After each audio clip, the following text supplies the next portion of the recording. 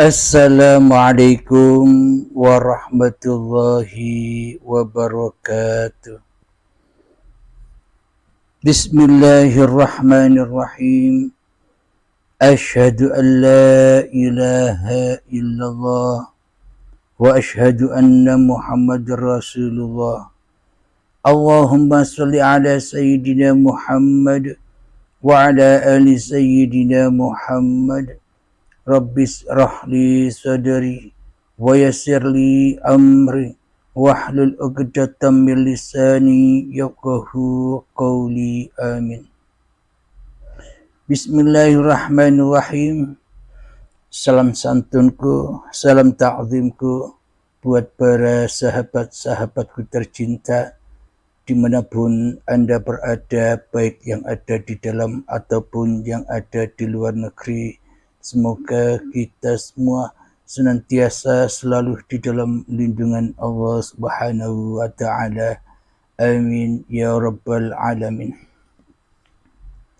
Sebelum kita awali kajian ini, marilah kita kemahkan di dalam nyawa, di dalam jiwa, di dalam hati, di dalam ruh, dan di dalam kehidupan ini dengan kalimah-kalimah thayyibah. Subhanallah walhamdulillah wa la ilaha illallah wallahu akbar wa la hawla wa la quwwata illa billahil Aliyil Azim. Sadaqallahul Azim. Kali ini kami ambil tema dengan judul Yasin atau Yasinan, hukumnya wajib bagi orang mati. Jadi Yasinan wajib hukumnya bagi orang mati.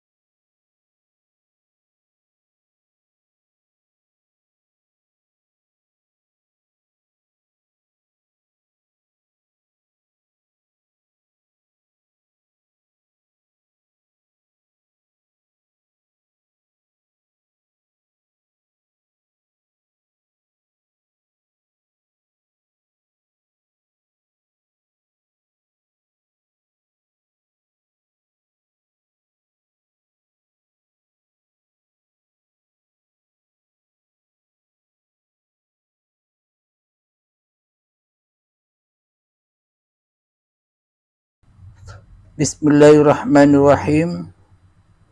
Mari kita buka di dalam surat Al-Imran. Kita simak bersama.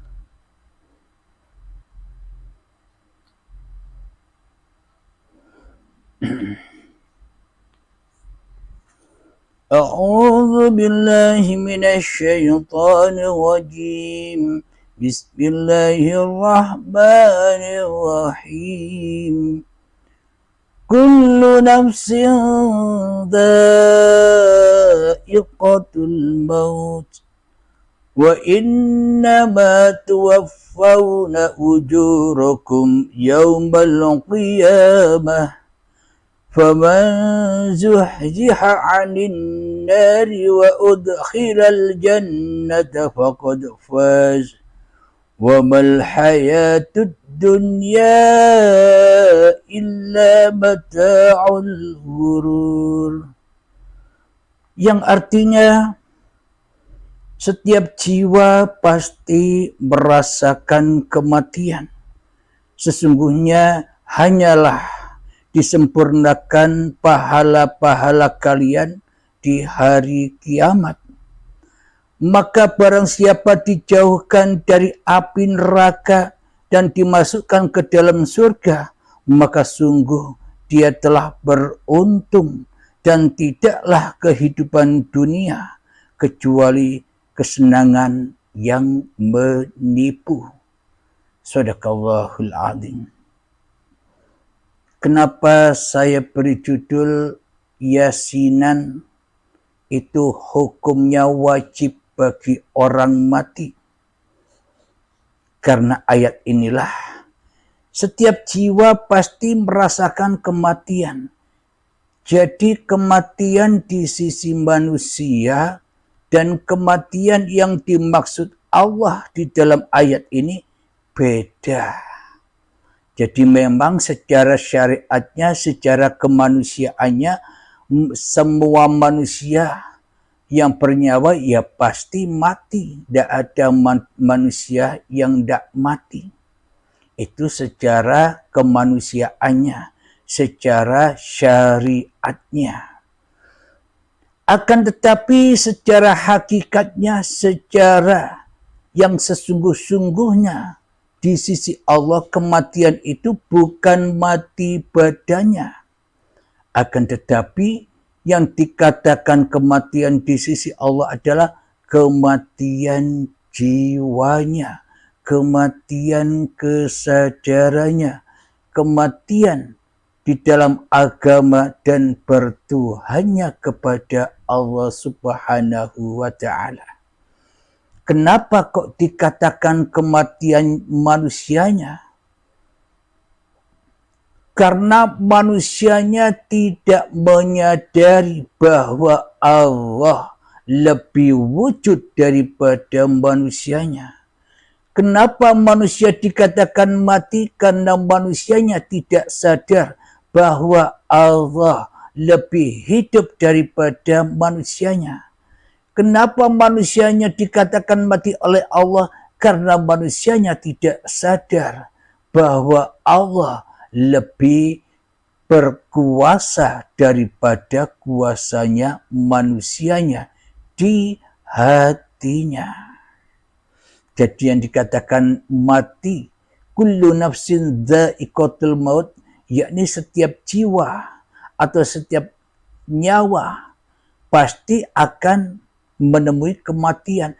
Jadi manusia yang masih merasa wujud diri manusianya, jadi manusia yang masih merasa hidup diri manusianya, jadi manusia yang masih merasa berkuasa diri manusianya di hatinya, itulah orang yang mati. Jadi kalau orang mati ya wajib dibacakan Yasinan. Supaya apa? Supaya sadar jiwanya, supaya bangun dari tidur panjangnya, supaya sadar di dalam beragama dan di dalam bertuhan yang sempurna, yang benar di sisi Allah. Bukan agama di sisi manusia, bukan agama di sisi hawa nafsu. Selama ini kan agama hanya di sisi manusia. Selama ini kan agama hanya di sisi hawa nafsu. Kenapa? Allahnya kalah wujud dengan wujud makhluknya. Allahnya kalah hidup daripada hidup makhluknya. Allahnya kalah kuasa dari kuasa makhluknya selama ini di hati kita, bukan? Sementara kita selama ini menyangka Allah gaib, Allah tiada, Allah tak hadir. Kenapa? Karena kita selama ini mentuhankan diri kita sendiri sehingga tak berlakulah Tuhan bagi kita. Sehingga tak berlakulah Allah bagi kita. Hanya berlaku untuk gaya-gayaan wae. Untuk imajinasi wae. Hanya untuk halu-halu sinasi wae. Untuk gaya-gayaan hawa nafsunya bahwa dirinya telah beragama dan telah bertuhan. Akan tetapi kenyataan di dalam hati kita tak ada Tuhan kecuali diri kita sendiri. Tak ada imam daripada kita sendiri yang mengimami diri sendiri. Tak ada raja di dalam hati kita kecuali kita sendiri sebagai rajanya hidup dan badan ini. Itulah yang dimaksud kematian indallah, mati hatinya, dikunci mati hatinya. Karena itulah kita selama ini, ya termasuk saya, tidak menyadari di dalam hati kita bahwa Allah itu lebih wujud daripada kita. Allah itu lebih hidup daripada kita. Allah itu lebih kuasa daripada kita. Kenapa kita tidak menyadari? Karena kita selama ini hanya hidup seperti menyerupai Allah, mensekutukan Allah. Kita jadi Allah rakroso, tidak menyadari. Kenapa kita jadi Allah tak menyadari? Karena kita sendirian yang merasa wujud di dalam hati kita tanpa wujudnya Tuhan. Hanya diri kita yang merasa hidup di dalam hati kita tanpa hidupnya Tuhan. Kita merasa berkuasa sendiri di dalam hati kita tanpa kuasanya Tuhan. Karena Tuhannya gaib, karena Tuhannya tiada. Itulah bukti bahwa kita selama ini menyerupai Tuhan, menyerupai Allah, tapi tidak sadar. Inilah hati yang keras melebihi kerasnya batu. Dan inilah hati yang ada di neraka. Dan inilah hati, jiwa, roh, nyawa yang mati. Kenapa? Karena nyawa, karena jiwa, karena hati, karena roh dianggap oleh kita selama ini miliknya kita. Bila tak ada Allah, apakah ada itu semua? Alhamdulillahirabbil alamin. Kita lanjutkan. Setiap yang bernyawa pasti merasakan kematian. Yakni ketika kita mati, hati kita di hati kita, maka Allahnya gaib, Allahnya tak ada. Sehingga kita disiksa dengan ketakutan-ketakutan, disiksa dengan kekecewaan-kekecewaan, disiksa dengan kekhawatiran-kekhawatiran, didera dengan kesedihan-kesedihan. Semuanya itu berujung pada Tuhan yang kita pertuhankan juga, yakni dunia. Itulah kita selama ini, kita sudah mati. Dulu kita hidup sebelum datang detik-detik akil balik, hidup. Tapi bukan hidup manusianya, tapi uripe Allah.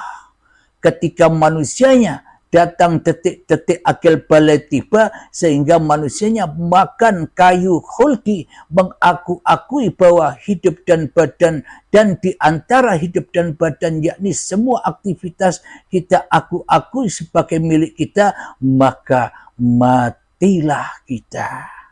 Maknanya Allahnya gaib, Allahnya tak ada, yang ada hanya diri kita. Itulah sejatinya kematian. Jadi untuk mendapatkan pahala di sisi Allah, untuk mendapatkan kemenangan di sisi Allah, untuk mendapatkan keselamatan di sisi Allah, ya harus ketemu kiamatnya dulu. Kalau tidak kiamat, ya tidak Islam. Bila tidak kiamat, ya tidak selamat. Mari kita buktikan ayatnya, coba dihayati. Setiap jiwa pasti merasakan kematian, sesungguhnya hanyalah disempurnakan pahala-pahala kalian di hari kiamat. Berarti ketika belum hari kiamat, ketika belum baiat, maka tak akan pernah dapat pahala. Ketika kita lebih wujud daripada Allah, ketika kita lebih hidup daripada Allah, ketika kita merasa berkuasa daripada Allah, maka takkan pernah mendapat pahala di sisi Allah. Pahalanya hanya di sisi hawa nafsu, pahalanya di sisi iblis dan setan. Kenapa? Karena semua apapun yang kita lakukan, kita akui bahwa kita yang berkuasa untuk melakukan itu semua tanpa Tuhan. Berarti itu ibadah, berarti itu amal soleh apa maksiat. Bila Allahnya gaib, coba dibayangkan, coba dihayati, coba ditafakuri sendiri-sendiri di dalam hatinya. Maka dari itu, perlulah kita belajar hakikat dan ma'rifat sampai ketemu dengan kiamatnya, yakni pintu baiat dengan guru pembimbingnya. Ketika sampailah pada hari kiamat di dalam pintu baiat, maka sempurnalah pahala-pahala itu dan hancur leburlah dosa-dosanya. Kenapa? Karena sudah bangkit. Setelah baiat, setelah kiamat, setelah mati, sebelum mati, maka bangkit kesadarannya bahwa hidup inilah hidupnya Tuhan, bukan hidup manusianya lagi. Jadi manusianya sudah bangkit setelah kiamat, setelah baiat bangkit. Akhirnya dikembalikan kepada Allah dan masuk surganya Allah. Itulah yang dimaksud pahala-pahala yang disempurnakan hidupnya setelah baiat. Enjoy, why? Bahagia, why? Tidak ada masalah yang bisa menderanya.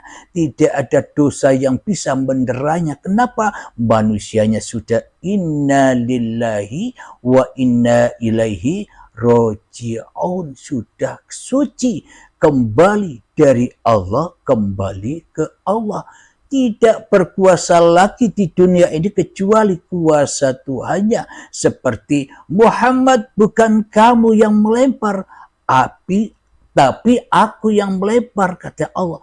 Itulah yang dimaksud Kanjeng Nabi Muhammad sudah melewati pintu baiat dan bangkit kesadarannya. Maka ya selalu menjadi utusan-utusan Allah, selalu jadi rasul-rasul Allah, selalu menjadi pesuruh-pesuruh Allah, yakni ketika beraktivitas apa saja pasti pulang rojiun kepada lillahi ta'ala.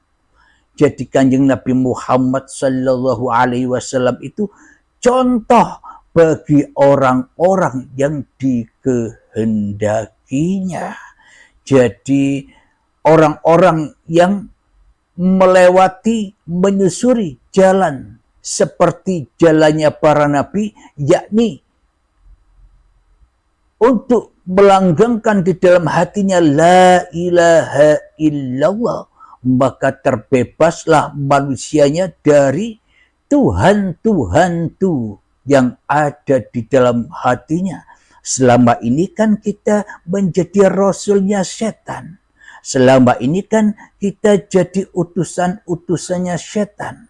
Selama ini kan kita jadi para pesuruh setan, pesuruh hawa nafsu. Karena hawa nafsu diri kita di hati kita selama ini menjadi Tuhannya diri kita sendiri daripada Allah, bukan? Nah, maka orang mati wajib dibacakan Yasin. Maknanya orang yang mati wajib diberitahu kisah-kisah kematiannya, disadarkan atas kematiannya selama ini. Supaya apa? Supaya cepat bangkit dari kematiannya. Jadi orang mati wajib dibacakan Yasin. Hati yang mati wajib dielingke bahwa sejatine manungsa kuwi ra ono. Sejatinya manusia kuwe gaib. Sejatinya manusia itu tak ada. Yang ada hanya Allah. Muhammad bukan kau yang lempar, aku yang melempar. Itu buktinya. Imannya para nabi dan rasul. Imannya kanjeng Nabi Muhammad sallallahu alaihi wasallam. Bila ingin jadi umatnya kanjeng Nabi Muhammad sallallahu alaihi wasallam, hatinya pun harus sama. Begitu seperti contohnya. Bila di dalam hatinya masih ada diri manusianya, pasti Allahnya gaib. Pasti yang melempar bukan Allah, tapi hawa nafsune dewe-dewe. Pasti yang sholat bukan Allah, tapi manusianya lah yang merasa berkuasa untuk sholat, untuk ibadah, untuk hidup, untuk kaya, untuk bekerja, untuk berpangkat, untuk berjabatan dan sebagainya. Manusianya masih jadi Tuhan karena manusianya mati. Wajib dibacakan Yasin. Maknanya disadarkan, Yasin, wahai insan, ya insan, sadarlah. Jadi orang mati wajib dibacakan Yasin. Alhamdulillahirabbil alamin. Jadi manusia sebelum ketemu kiamatnya, jadi kiamat yang dimaksud Allah itu bukan kiamat yang dimaksud manusia. Kalau kiamat yang dimaksud manusia kan kiamat-kiamat yang di luar. Nabi Muhammad saja tidak tahu. Ditanya oleh malaikat Jibril, Muhammad, tahukah engkau hari kiamat itu datangnya kapan? Kanjeng Nabi Muhammad hari kiamat itu menjawab, hari kiamat itu hanyalah urusan Tuhanku. Inilah buktinya yang dimaksud kiamat-kiamat oleh Allah ini adalah matikan dirimu di hatimu, karena dirimu sejatinya rahasia Tuhanmu. Maka ketika dirimu mutu qoblal maut, maka Allah lah yang memerankanmu, Allah lah yang mensucikanmu dari dirimu. Maka sucilah dirimu dengan yang maha suci ketika Allah lebih wujud di dalam hatimu daripada dirimu sendiri. Jadi disempurnakan pahala-pahala kalian di hari kiamat. Setelah kiamat baru bangkit dari kesalahannya, bangkit dari kesirikannya, bangkit dari persekutuannya, maka pulanglah kepada lillah. Jadi ketika di dalam hatinya yang ada hanya Allah, itulah pahala-pahala itu. Ketika di dalam hatinya masih ada manusianya, hawa nafsunya yang lebih unggul daripada Tuhannya, maka itulah lembah dosa. Itulah lembah neraka di sisi Allah. Karena neraka di sisi Allah sekarang, bahan bakarnya sekarang sudah ada, tapi neraka di sisi manusia besok. Kenapa? Karena iblis dan setan masih suka menggoda manusia, masih suka menyesatkan manusia, dikira surga dan neraka itu nanti kejadiannya, supaya manusia tersesat jalannya menuju Allah, supaya manusianya tidak mencari-cari Tuhan lagi. Itulah alasan iblis dan setan menyesatkan manusia, mengatakan surga neraka itu besok.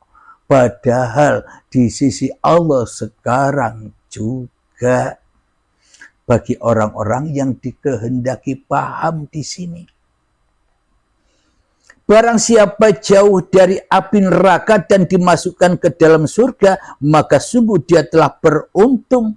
Jadi bagi manusia yang sudah Yasin, wahai insan, manusia yang sudah sadar, manusia yang sudah menyadari bahwa dirinya hanyalah ciptaan, bahwa dirinya hanyalah makhluk, maka manusianya rela, ridho, menyerahkan kembali, pasrahkan kembali hidup dan badan dan seluruh apa yang dilakukannya kepada Tuhannya, sehingga teraplikasilah Muhammad bukan kau yang melempar. Itu maknanya mereka sudah masuk di dalam surganya Allah. Itulah surga ketika manusianya sudah dituhani Tuhannya.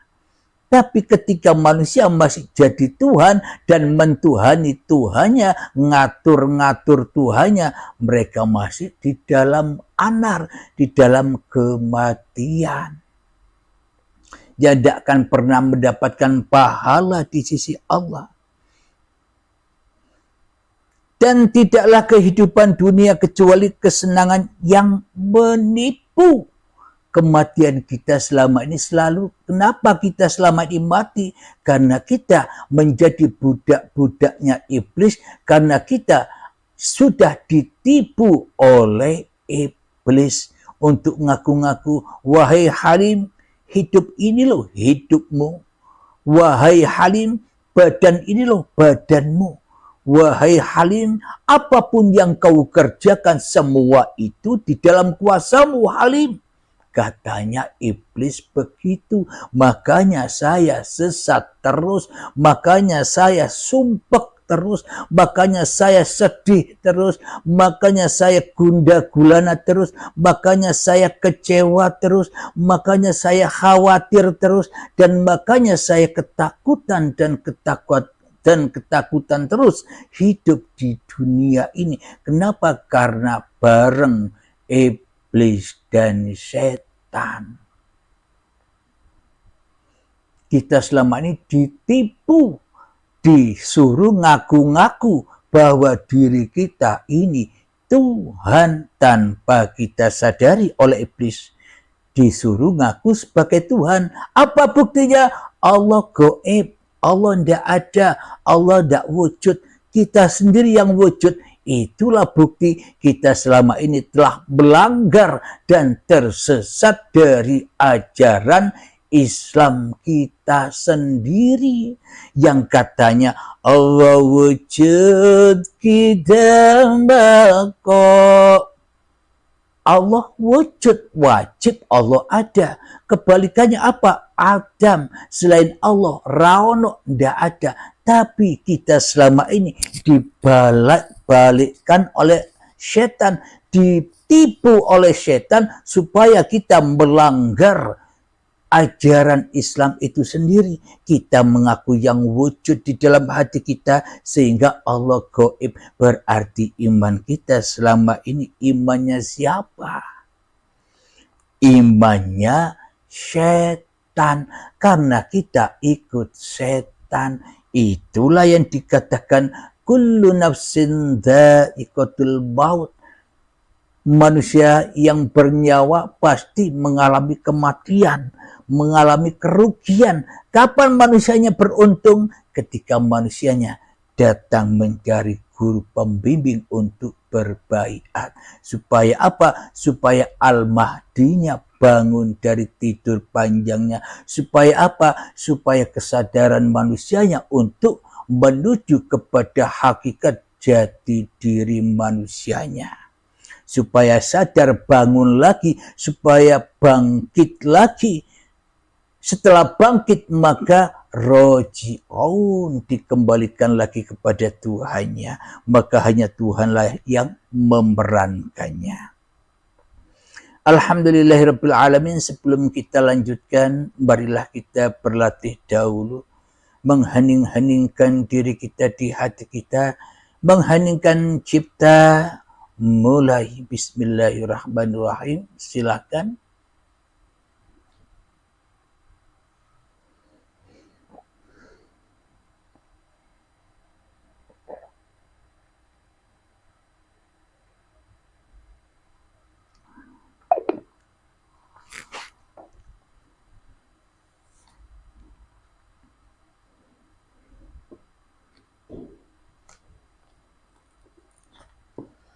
Alhamdulillahirabbil alamin. Mengheningkan cipta selesai. Mari kita buka surat Yasin. Jadi sesuai judulnya, jadi wajib kepada orang mati dibacakan Yasin. Jadi Yasinan wajib bagi orang mati. Supaya apa? Supaya sadar bahwa manusianya sebenarnya gaib, bahwa sebenarnya manusianya tak ada, bahwa sebenarnya manusianya mati. Yang hidup, yang ada, yang wujud hanya Allah. Itulah Islam yang dibawa oleh Nabi Adam dan para nabi-nabi terdahulu yang membawa kalimat tauhid la ilaha illallah. Bila di dalam hati kita yang kita tauhidkan hawa nafsu kita, bila yang ada di dalam hati kita yang kita esakan diri kita sendiri, sedang Allahnya gaib, tidak ada, berarti kita selama ini golongan iblis, golongan setan, golongan Fir'aun. Jadi cerita di dalam Al-Quran ini sejatinya bukan cerita orang lain, bukan cerita zaman dulu, bukan dongeng-dongeng zaman dulu, zaman yang akan datang dan sebagainya. Tapi sesungguhnya Al-Quran itu hak, maknanya hak itu nyata, bahwa sesungguhnya isi seluruh Al-Quran ini adalah isi setiap jiwa manusia, supaya manusia kembali kepada ayat-ayat Tuhannya. Jadi bukan ayat Al-Quran ini yang dibaca, tapi hatinya membaca la maujudan illallah, hatinya membaca ayat-ayat uripe Allah. Jika tak ada uripe Allah, ya tidak ada ayat. Apapun yang kita lihat, ayat. Langit, bumi, matahari, gunung, lautan, hutan, kali, motor, mobil, manusia, hayawan, tumbuhan, dan seluruh apa yang ada di alam semesta yang bisa kita lihat ini, itulah ayat-ayat uripe Allah, supaya kita bisa membaca bahwa kuwi Allah, bukan makhluknya yang wujud, tapi Tuhannya lah yang wujud. Maka dari itu Yasinan wajib bagi orang yang mati. Mari kita baca, kita buka surat Yasin. A'udzu billahi minasyaitonir rajim. Bismillahirrahmanirrahim.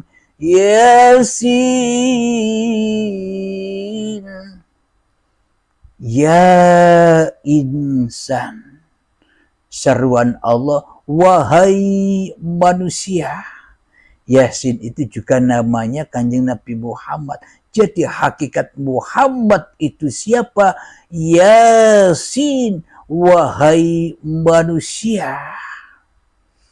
Bagi manusia yang sadar hakikat diri sejati manusianya, itulah Muhammad Rasulullah. Hati yang sama persis dengan hatinya Nabi Muhammad Sallallahu Alaihi Wasallam, yang mana tidak bisa melempar, hanya digerakkan untuk melempar. Selama ini kan seolah-olah Allah tidak bisa apa-apa. Allah tidak bisa melempar, Allah tidak bisa duduk, Allah tidak bisa rokokan, Allah tidak bisa berjalan, Allah tidak bisa naik motor, Allah tidak bisa naik mobil. Bila Allah tidak bisa apa-apa, buat apa disembah? Mending yang nyembah diri sendiri, yang merasa ada, yang merasa wujud, yang merasa hidup, yang merasa berkuasa. Berarti kita selama ini kan ateis tanpa kita sadari. Mari kita lanjutkan. Wal Qur'anil Hakim, demi Al-Quran yang penuh hikmah.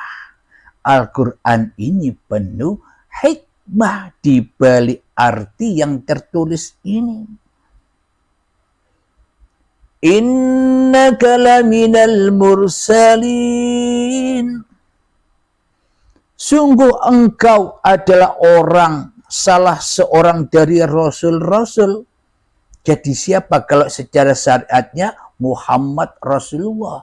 Muhammad yang di Mekah sana. Tapi sesungguhnya engkau adalah salah seorang dari rasul-rasul, mereka yang dikehendaki oleh Allah bisa menyaksikan hikmah Tuhannya di dalam hatinya, termasuk anda, termasuk para alim ulama, termasuk para habaib, termasuk ustadz-ustadz, termasuk orang-orang yang soleh itu. Salah seorang dari rasul-rasul Allah yang sadar bahwa dirinya hanyalah Rasulullah, yang sadar bahwa dirinya bukan rasulnya iblis, bukan rasulnya awak dewe, bukan rasulnya hawa nafsunya, yang sadar bahwa dirinya hanyalah diciptakan Allah, yang sadar bahwa dirinya hanyalah digerakkan Allah, dihidupi Allah, diciptakan Allah. Inilah yang disebut sungguh engkau adalah salah seorang dari rasul-rasul, salah seorang dari orang-orang yang diberi hidayah, petunjuk ilmu hikmah ini. Jadi habaib, para alim ulama, para kiai, para ustadz itu lebih sedikit apa lebih banyak daripada orang umum? Kan lebih sedikit. Nah, mereka itulah yang dicontohkan oleh Allah. Mereka salah seorang dari rasul-rasulnya Allah. Kenapa begitu? Karena al-ulama'u warathatul anbiya. Para ulama itu pewarisnya para nabi. Secara syariatnya begitu. Secara yang sesungguh-sungguhnya, maka sungguh engkau adalah seorang dari rasul-rasul. Mereka yang dikehendaki Allah mengenal atau kembali kepada Tuhannya. Maka diseru oleh Allah, wahai fulan, sampaikan ilmu hikmah ini kepada seluruh manusia. Itulah para rasul-rasulnya Allah. Ala siratim mustaqim, yang berada di atas jalan yang lurus. Maknanya jalan yang lurus itu seperti apa? Bukan jalan yang seperti jalan tol itu.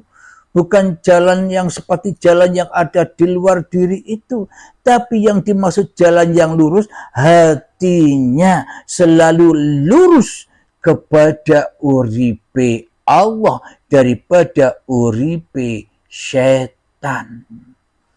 Kenapa? Siapa yang setan? Diri kita inilah setannya.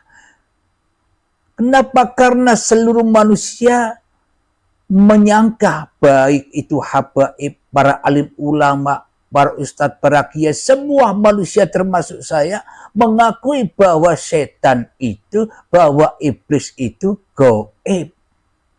Tapi kata Allah, inna syaitana lakum aduwwum mubin.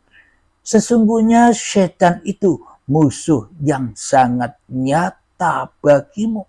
Siapa yang nyata di dalam dirimu? Dirimukah atau Allah? Nah, inilah buktinya bahwa kita selama ini mati dan jadi iblis. Jadi wajib dibacakan Yasin supaya sadar bahwa kita ini utusan, bahwa kita ini rasulnya, bahwa kita ini pesuruh, bahwa kita ini buatan, bahwa kita ini ciptaan Allah, bukan ciptaan batu. Sehingga hati kita keras seperti kerasnya batu, seolah-olah hidup ini hidup sendiri, seolah-olah badan ini tercipta-cipta sendiri. Selama ini kan begitu, seolah-olah kita ini moro-moro kling, urip dewe, kling, badan seolah-olah tercipta-cipta sendiri. Apa buktinya? Kita menghaki di dalamnya. Kita mengaku-ngaku ini sholatkulah, ini ibadahkulah, ini kepintarankulah, ini kecerdasankulah, ini kesombongankulah, ini ilmukulah, ini hartakulah, ini kayakulah, ini jabatankulah, ini pangkatkulah, ini kebanggaankulah, ini kemuliaankulah, semuanya diakui miliknya sendiri. Inilah buktinya bahwa kita anaknya batu, terlahir dari batu atos atine marang Gustine. Jadi yang berada di atas jalan yang lurus itulah perjalanan para nabi dan rasul yang hatinya selalu lillah daripada linas. Jadi bagaimana mungkin manusia bisa lillah sementara di dalam hati manusianya masih jadi Allah, di dalam hati manusianya masih jadi Tuhan, di dalam hati manusianya masih jadi iblis yang tidak akan pernah bisa melewati jalan yang lurus, yang sulitnya dimisal atau diibaratkan rambut dibelah 7 dan tajamnya 1000 pedang. Saking sulitnya menuju jalan yang lurus, menuju Allah itu.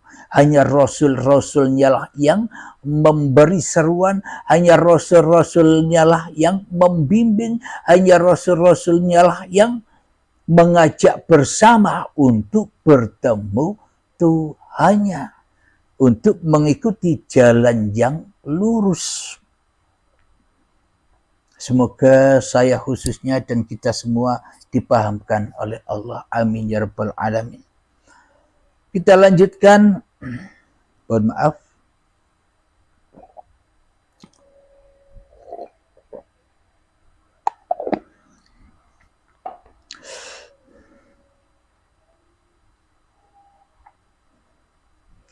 Ayat yang kelima. Tanzilal Azizir Rahim, yang diturunkan oleh Allah yang maha perkasa, maha penyayang. Jadi orang-orang, yakni para rasul-rasul Allah itu diturunkan oleh Allah yang maha perkasa lagi maha penyayang untuk menuntun, manusia menuju Tuhannya lewat rasul-rasulnya, dengan bimbingan-bimbingan rasul-rasulnya. Maknanya di sini jangan salah paham, bukan rasul secara syariat seperti Kanjeng Nabi Muhammad dan para nabi yang ada 25 itu. Bukan itu, tapi hatinya itulah rasulnya Allah. Hati yang selalu lurus menuju Allah, hati yang selalu lillahi ta'ala. Karena sesungguhnya seluruh manusia itu rasul-rasulnya Allah. Tapi hanya sedikit sekali, ibarat air lautan yang luas itu hanya sedikit setetes yang mau dirasuli oleh Allah, yang mau kembali kepada Allah, yang selaut manusia itu tidak mau dirasuli oleh Allah. Mereka maunya hanya dirasuli oleh iblis dan setan. Mereka hanya mau dirasuli awake dewe. Jadi rojo dewe, jadi Tuhan dewe, jadi penguasa dewe. Jadi salah siapa kita dijadikan hamba Allah untuk mengabdi kepada Allah, kok mengabdinya kepada iblis dan setan? Kok mengabdinya kepada awake dewe? Salah siapa itu? Silakan jawab sendiri-sendiri. Ayat yang ke-6, litunzira qauman ma unzira aba'uhum fahum ghafilun. Agar engkau memberi peringatan kepada suatu kaum yang nenek moyangnya belum pernah diberi peringatan, karena itu mereka lalai. Kita semua termasuk saya kan dulu tak pernah mendengarkan seperti paparan-paparan uripe Allah ini, bukan? Sehingga kita selama ini tersesat dari jalan Allah. Termasuk saya tersesat juga, sama-sama tersesat. Maka dari itu di dalam Uripe Allah channel ini kita bersama-sama, saya dan kita semua bergandengan tangan, bersama-sama berjalan menuju fisabilillah, berjihad di jalan Allah. Secara hatinya, bukan secara syariatnya, bukan mati bunuh diri seperti bom bunuh diri di luar sana itu, tapi di dalam hati kita mati bunuh diri demi bangkitnya wujudullah. Inilah yang dimaksud kita membela Allah daripada membela diri kita sendiri di hati kita. Kita membela wujudullah ketimbang membela wujudnya setan di dalam hati kita. Kita membangkitkan kekuasaan Allah daripada kuasa manusianya di hati kita. Itulah jihad fisabilillah, itulah membela agama Allah, agama yang selamat. Itulah Islam yang sebenar-benarnya.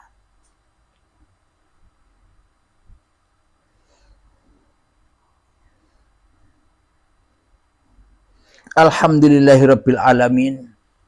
Semoga saya pribadi dan kita semua dipahamkan oleh Allah Subhanahu wa taala, karena saya dan kita semua tak ada bedanya, kita sama di sisi Allah, tak ada bedanya. Saya hanya menyampaikan isi Al-Qur'an ini saja, hanya menyampaikan ilmu-ilmu hikmah ini saja.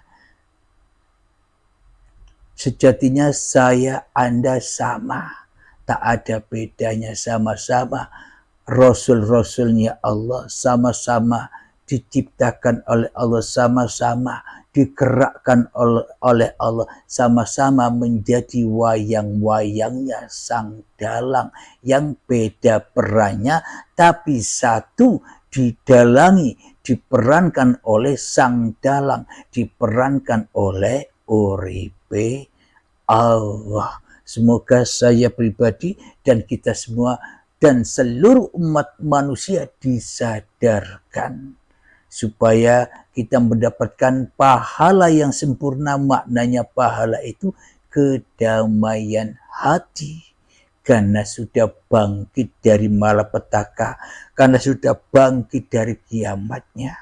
Amin, amin, amin ya rabbal alamin. Sebelum kita akhiri, marilah kita kemahkan salawat dzalimin taful bala. Allahumma salli ala sayyidina Muhammad wa ashghili zalimin bizalimin. Allahumma salli ala sayyidina Muhammad wa asghili zalimin